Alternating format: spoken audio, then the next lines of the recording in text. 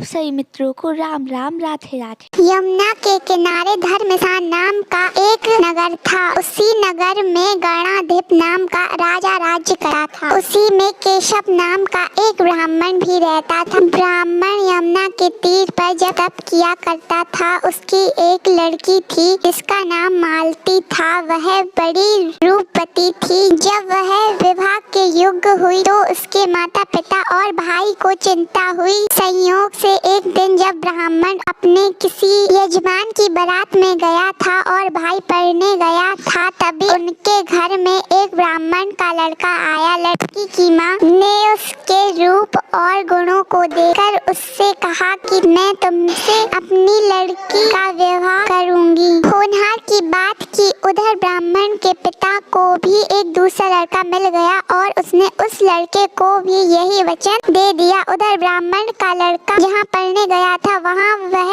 एक लड़के से यही वादा कर आए। कुछ समय बाद बाप बेटे घर में इकट्ठे हुए तो देखते क्या है कि वहाँ एक तीसरा लड़का और मौजूद है। दो तो उनके साथ आए थे। अब क्या हो, ब्राह्मण, उसका लड़का और ब्राह्मणी बड़े सोच में पड़े। देव योग से हुआ क्या कि लड़की को सांप ने काट लिया और वह मर गई। उसके बाप, भाई और तीनों लड़कों ने बड़ी भाग दौड़ की। जहर झाड़ने वालों को बुलाया पर कोई नतीजा ना निकला। सब अपनी अपनी करके चले गए। दुखी होकर वे उस लड़की को शमशान में ले गए और क्रियाक्रम कराए। तीनों लड़कों में से एक ने तो उसकी हड्डियां चुन ली और फकीर बनकर जंगल में चला गया। दूसरे ने राख की गठरी बांधी और वहीं झोपड़ी डालकर रहने लगा। तीसरा योगी होकर तेज तेज घूमने लगा। एक दिन की बात है, वह तीसरा लड़का घूमते घूमते किसी नगर में पहुंचा और एक ब्राह्मणी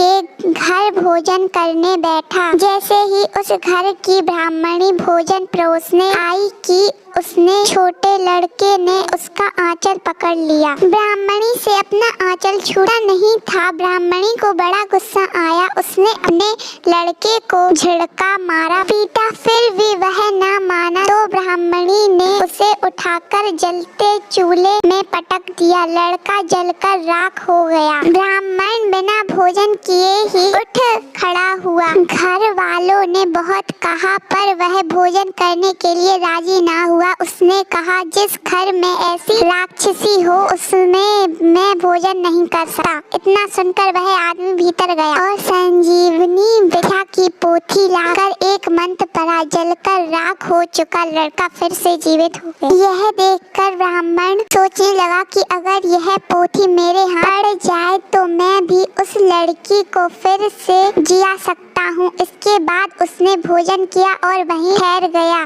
जब रात को सब खा पीकर सो गए तो वह ब्राह्मण चुपचाप वह पोथी लेकर चल दिया। जिस स्थान पर उस लड़की को जलाया गया था वहां जाकर उसने देखा कि दूसरे लड़के वहां बैठे बातें कर रहे हैं। इस ब्राह्मण के यह कहने पर कि उसे संजीवनी विद्या की पोथी मिल गई है और वह मंत्र पढ़कर लड़की को जिया सकता है। उन दोनों ने हड्डियां और राख निकाली। ब्राह्मण ने जैसे ही मंत्र पढ़ा वह लड़की जी उठी। अब तीनों उसके पीछे आपस में झगड़ने लगे। इतना कहकर वेताल बोला, राजा बताओ कि यह लड़की किसकी स्त्री होनी चाहिए। राजा ने जवाब दिया, जो वहाँ कुटिया बनाकर रहा उसकी। वेताल ने पूछा, क्यों? राजा बोला, जिसने हड्डियाँ रखी वह तो उसके बेटे के बराबर हुआ। जिसने विद्या सीखकर जीवन दान दिया वह बाप के बराबर हुआ। जो राख लेकर रमा रहा वही उसका हकदार है। राजा का यह जवाब सुनकर बेताल फिर पेड़